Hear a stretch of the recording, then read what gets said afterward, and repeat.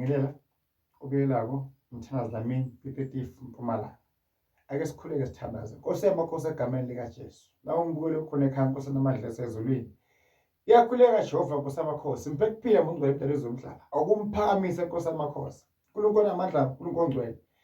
Konke Jehova la kwendako bese kuyaphakama kuba nemandla Nkosi yamakhosi. Abonakala into ezomhlaba ukuthi kuyazama. uNkulunkulu ekuphila mphakamise Nkosi yamakhosi. Niza amandla amakhulu. Ngabe isithunywa phakama idlozi lakhe.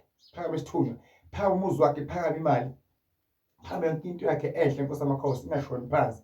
Bathathe bakamcezele uze phakade. Amen. Mbukelo khona ekhaya. Ngathi yonke into nayo mbukelo khona ekhaya ungayiphakamisa. Ngaba isithunywa, ngaba idlozi lakho, ngaba impilo yakho mbukelo khona ekhaya. Ngoba yonke into ukuze iphakame kakhulu mbukelo khona ekhaya. Kufanele uyiphakamise ungayibukeleli. Ngeke ivele iphakamele yona mbukelo khona ekhaya. Ngaba isikhundla emsebenzini, dinga uzigeze, futhi uphalaze, kuvuleke into zakho. Ngaba isithunywa ufuna ungena emanzini, ufuna uzile, ufuna sikukhulekele, sikuhlambulule. Ngaba idlozi lakho mbukelo khona ekhaya.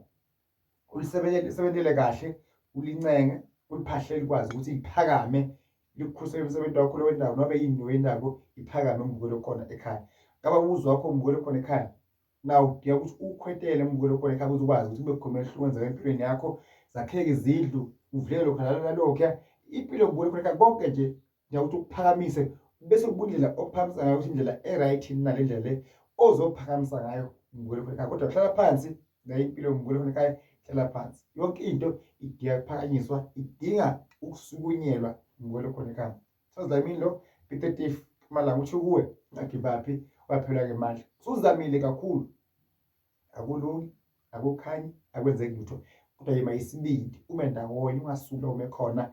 Abedlotini ume khona impela. Abakhulekweni ume khona impela mbukelo khona ekhaya. Ake siphume manje sike sivula amehlo, sijuba amakhanga, sidabulele sijuba amazwe. Sofuna into ephila. uNkulunkulu ohleza nawe mbukelo khona ekhaya. Sofuna ulwazi. La kumele kudliwe umuthi, ubuye umuthi, usetshenziswe umuthi, uqhele umuzi, uluke izinto. Abalwa nawe silwe nabo mbukelo khona ekhaya.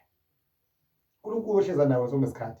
La kuyenze kahle uNkulunkulu wazi ukuthi awenze kahle. Hayi umuntu ephila emhlabeni, ephila emhlabeni hlezi amjaji umuntu. Ngithi kuwe qina benamandla. Ngithi mina nawe siyewela.